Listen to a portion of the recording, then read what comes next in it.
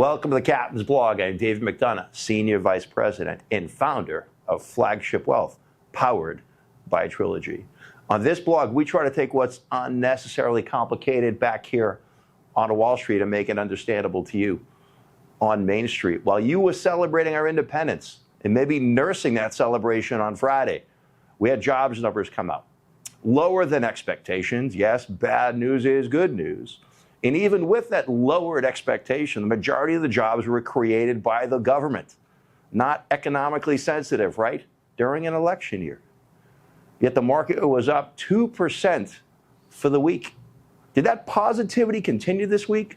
Or did the CPI data, inflation data, jobless numbers derail this positivity train? Here's your week in review.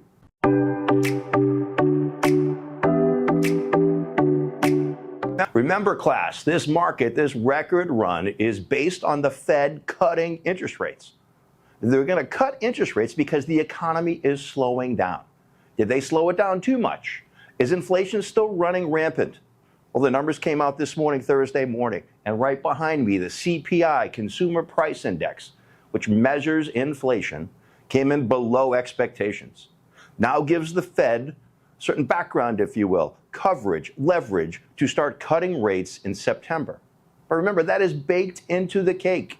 That is baked in to the market again at a record high. I want you to be careful out there. Do not chase this market. And again, yell bingo out there if you have your Captain's Blog bingo sheet.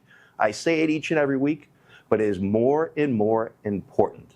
Again, when the FOMO crowd is here and you're buying names in sectors that you don't even know what they do, it is time to do the opposite. Again, as of this taping, market up an additional 1%, and every 0.1% is another record high. Here's what to look for next week.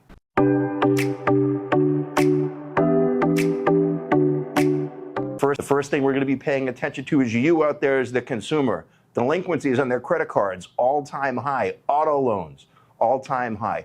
Withdrawals, hardship withdrawals out of 401ks and IRAs, an all-time high.